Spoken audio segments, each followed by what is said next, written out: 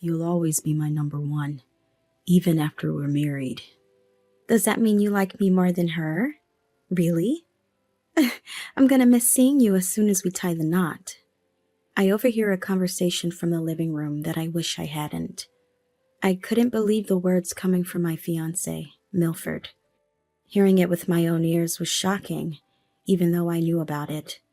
It wasn't that I didn't believe it, but it turns out the stories from Milford's sister, Charlotte, were true. I had heard about his careless ways with women, but never imagined it would come to this right before our wedding. Charlotte and I exchange glances and quietly leave the house. Maybe it's better to have found out before the wedding. Thanks to Charlotte, a capable ally, things seemed to be moving smoothly. I thought our relationship was going well because I hadn't noticed anything. Or rather, I was pretending not to notice. So, like a puzzle missing a single piece, everything easily falls apart. Unwanted evidence of the two of them starts surfacing, one after another. I can't believe how easily I find proof of what Milford has been up to the point where I disgust myself. I'll never forgive Milford and his affair partner, Sania. With this vow in my heart, Charlotte and I start plotting to make them suffer. My name is Aretha. I'm 25 years old and work in the HR department of the administrative division at my company, known for being reserved among my colleagues. I'm not taciturn. I'm just not good at initiating conversations, nor do I prefer to be cold. Currently, Milford and I live together in our own home. Milford was the only one who actively approached me at work, where I rarely spoke. He's 2 years my senior and could be considered the ace of the sales department. He started talking to me soon after I joined the company as a new graduate, and he pursued me aggressively. Despite being in different departments, he often invited me to lunch or out for drinks. Milford is refreshingly handsome, and I heard rumors that many women from various departments were after him. So I indirectly refused unless we weren't alone. But Milford was persistent and sometimes a bit pushy about wanting to go out, just the two of us. At first, I wasn't even interested, but Milford, older yet with a puppy-like devotion, caught my interest, and I gradually became aware of him. Milford was always leading, a good talker and listener. I've seen him at work, looking serious and capable. Despite rejecting Milford's confessions several times, his relentless pursuit eventually led me to accept.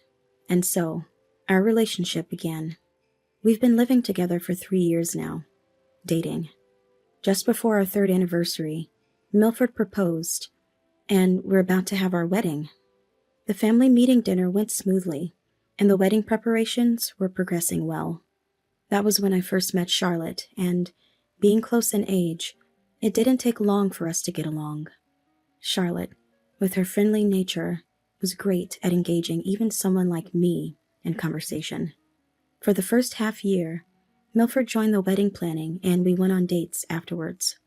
But recently, citing work, he's been leaving me to attend the meetings alone. "You should do what you like, Aretha," he'd say, a phrase that seemed to become his catchphrase. He's been coming home later and later, so I decided to confront him about whether it was really work. "It really is work. Sorry for making you feel insecure. It's just a busy period with a big project. I'll try to make more time from now on." Though I wasn't convinced, he promised to make time, so I didn't press further. I only accompanied the planner for weekly meetings before parting ways there. Even though he began making time once a week, his late-night returns during the weekdays increased. He also started going on more business trips. Being in the same company, I should understand if he's busy, but looking at the sales department as a whole, there wasn't much overtime or business trips. Without close friends at work, I felt alone and unsettled. I decided to reach out to Charlotte The only person I could talk to freely, like a friend. I contacted Charlotte, and we arranged to meet at my house the following weekend. During those 3 days, Milford continued to come home late, leaving us only the mornings to talk. I couldn't even tell Milford about meeting Charlotte. Lately, our conversations were just, "Good morning," and "I'm off." This is all I remember. I couldn't wait up for Milford since I had work the next day, too. And, inevitably, his business trips would fall over the weekend, leaving no chance for a proper conversation. Texts would be read, but not replied to, and phone calls answered only about once in 10 attempts. Even when he did answer the phone, it was quickly, "I'm with a client right now. I'm swamped at the moment," and then he'd hang up. Alone with my thoughts about Milford, Charlotte arrived at my house a bit earlier than we had planned. As we made small talk, I mentioned I had something I wanted to discuss, and Charlotte's expression turned serious. "What? Milford has?" After I told her everything, Charlotte looked shocked. But then she began looking remorseful. "Actually, Aretha, I've been debating whether to tell you. On the days Milford says he's on business trips, I thought I saw him at the shopping mall at night. I wanted to think it was just my imagination and couldn't bring myself to tell you. I'm really sorry." Hearing Charlotte's words, I could feel my heartbeat quicken. It must have been hard for her to say. When I quietly took Charlotte's hand, she began to cry and continued. "When I confronted Milford, he threatened me, saying, 'If you don't tell Aretha, she won't find out. You don't want to make her unhappy, right? And with the wedding coming up, seeing how happy you looked, I just couldn't bring myself to say it. I'm sorry. Really sorry. Charlotte, it's not your fault. It's okay. I'm sorry you had to go through this alone. Being threatened must have been hard. Thank you for telling me, even so." Charlotte began to cry as if she was letting out everything she had been holding back. I also heard that Milford had always been careless with women. Despite feeling bad for Charlotte, I couldn't fully believe that the kind Milford I knew could cheat. Deciding I needed to be sure, I told Charlotte I would hire a detective agency. "That might be best," she agreed. Charlotte wanted to hear the detective agency's findings together, so we agreed to share the information once it arrived and then parted ways. Waiting for the detective agency's results, I was restless and anxious. Then, one day after work, "Can you and Milford come to the family home this weekend? There's something about the wedding we need to discuss." I received a text from my mom. My family home is far away, so a visit would mean staying overnight.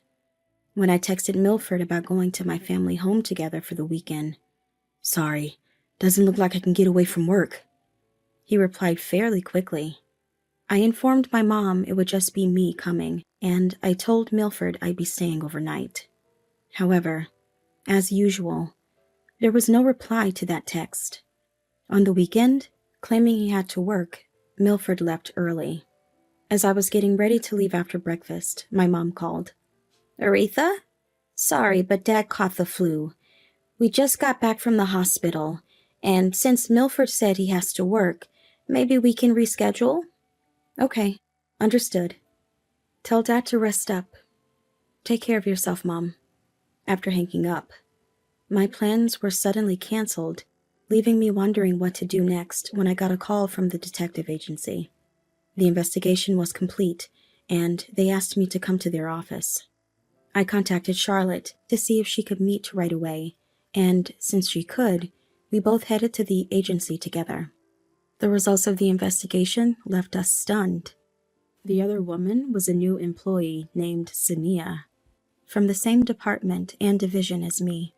She was notably attractive, and I remembered her name and face because she stood out.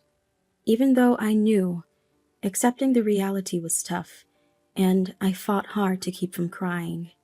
After thanking the agency, Charlotte and I decided to go back to my place to talk it over. When we got home, I saw Milford's shoes and an unfamiliar pair of black pumps next to them. We quietly closed the door to avoid making noise and tiptoed down the hallway leading to the living room. You'll always be my number one, even after we're married. Does that mean you like me more than her? Really? I'm gonna miss seeing you as soon as we tie the knot. Sania, that ice-cold boss of yours is your fiancé, right? But you like me more, huh? Hearing this unwanted conversation from the living room was unbelievable. I couldn't believe Milford's words. Hearing it for myself was a shock, even though I was aware. It wasn't that I didn't believe it, but it seems Charlotte's stories were true. I had heard about his careless ways with women, but never imagined it would come to this right before our wedding. Charlotte and I exchanged looks and quietly left the house. We went to a nearby cafe, and for some reason, I felt a laugh welling up. Charlotte looked at me with concern. Charlotte, I need your help with something. I thought so. Count on me for anything, Aretha. So we started plotting our revenge. From that day, I stopped initiating conversations with Milford. Seemingly sensing something, Milford began to approach me more.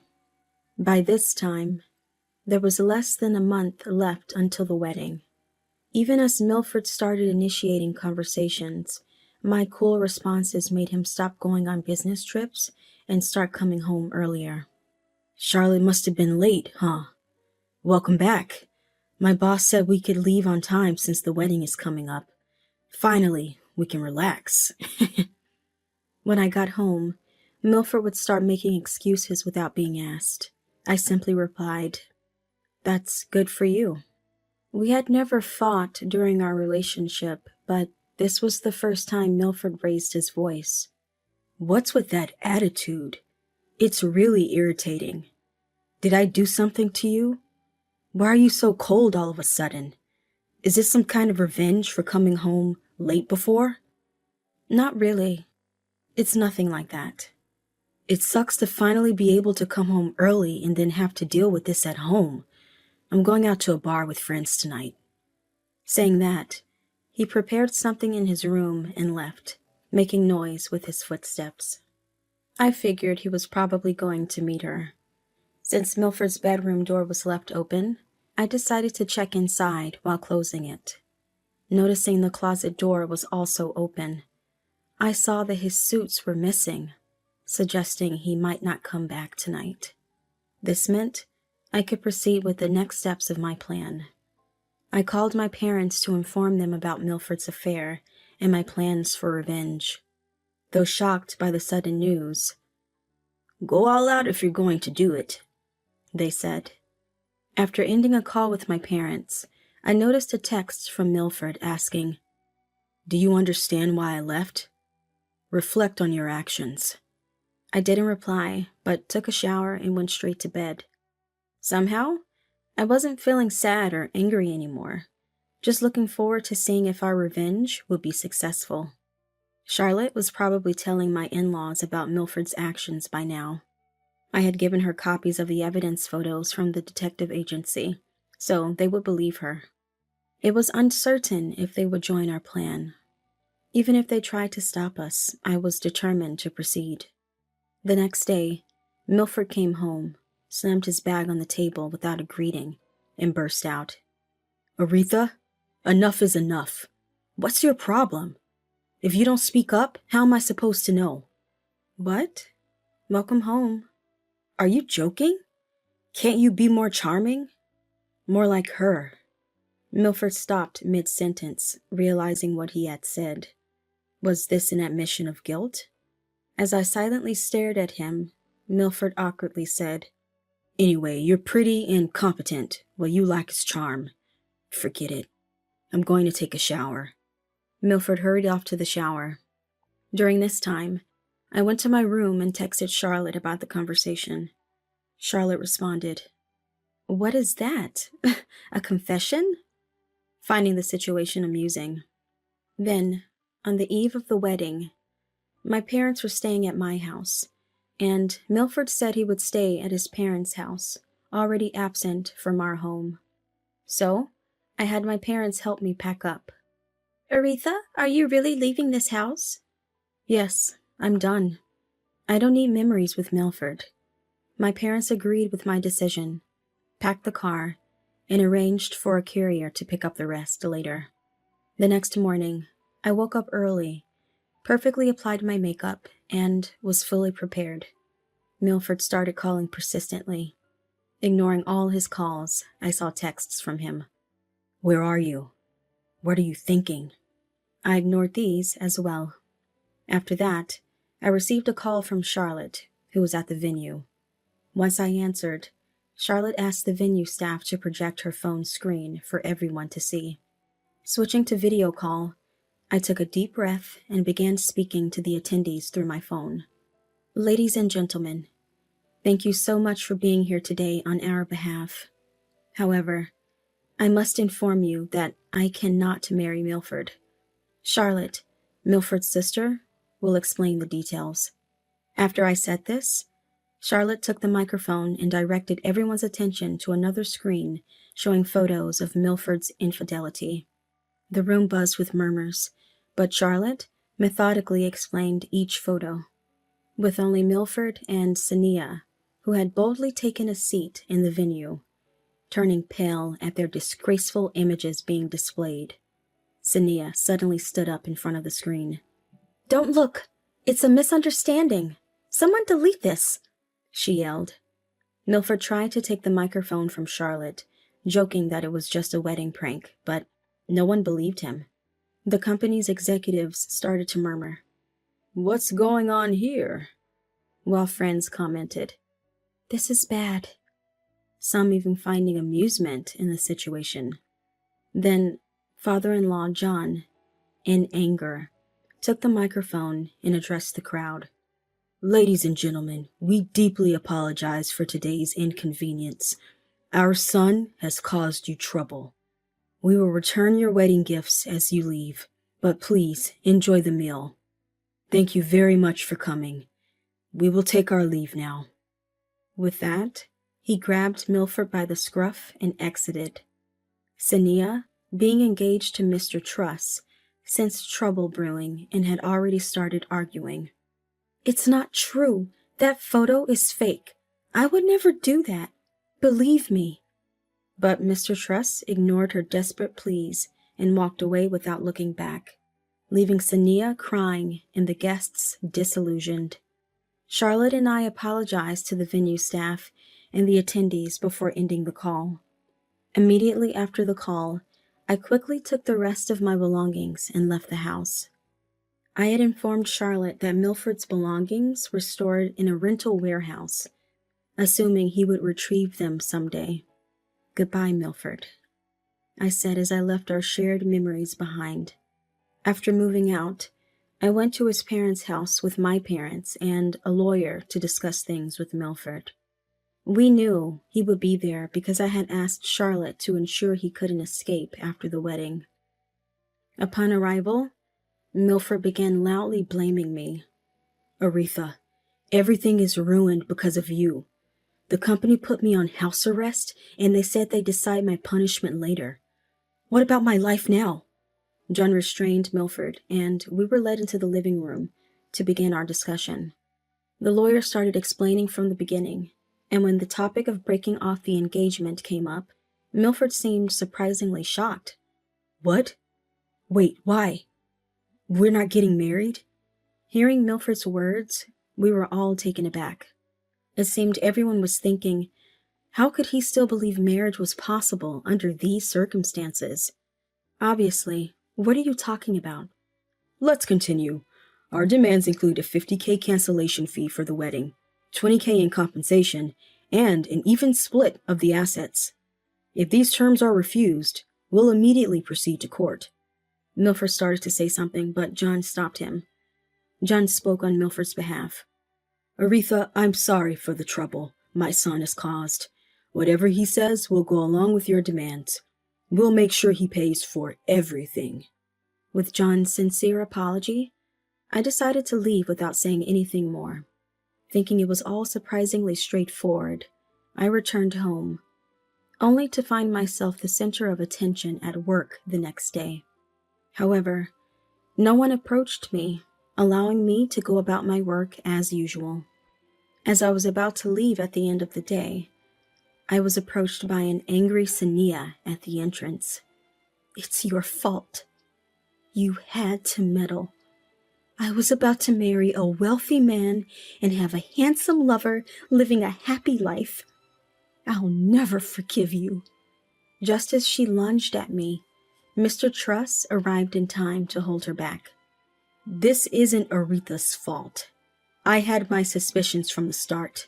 Your reckless spending was too much to ignore. Even without this incident, I would have called off the engagement." Sydney broke down crying and was taken away by the police called by Mr. Truss for attempting to harm me, receiving a stern warning. After thanking Mr. Truss the next day and hoping for a return to normalcy, I mistakenly answered a call from Milford. "Finally got through. Aretha, can't we start over?" "What are you talking about? It's impossible." "Then, since I'm paying compensation, I can live in our home, right?" I was baffled by Milford's logic. The home we lived in was a gift from my parents for our engagement, in my name. I sold that house. "What? How could you do that on your own? Isn't the house communal property? What about the sale money? Does that reduce the compensation?" "First off, that house was bought by my parents in my name. It's not communal property. Talking to you is giving me a headache. Don't call me again. Goodbye." I hung up without letting Milford say more and immediately blocked his number, later telling Charlotte about the call and planning to meet up. Today was the day to meet Charlotte. Over tea, she updated me on Milford's situation. The total compensation and cancellation fees he owed amounted to $70K.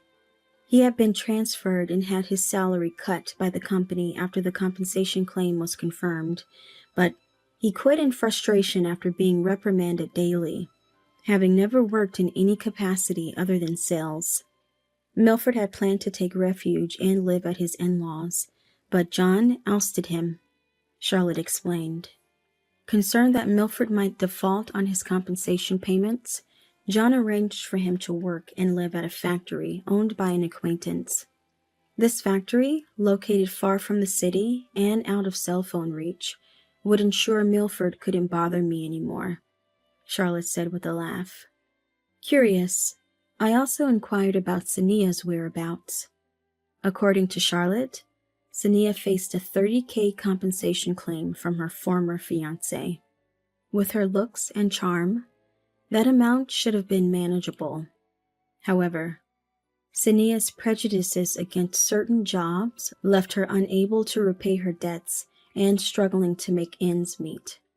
Eventually, she found temporary work but was fired due to incompetence, relying on part-time jobs to survive and becoming obsessed with nightclubs. Her debts increasing, Sania could no longer afford her nightclub expenses and was last seen being escorted away by intimidating figures, her current whereabouts unknown, Charlotte noted. When I asked how Charlotte knew so much, she revealed a surprising connection. She and Sania were classmates in middle and high school. Sania was infamous for stealing others' boyfriends, a reputation that made Charlotte wary of her from the start. This incident, it seems, settled any unresolved feelings Charlotte had towards Sania. At work, I faced no condemnation.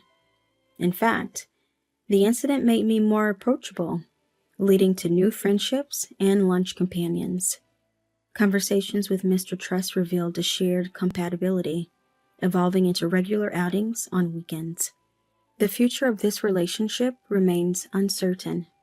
Charlotte and I continue to share a close bond, akin to sisters or best friends, planning to maintain our friendship.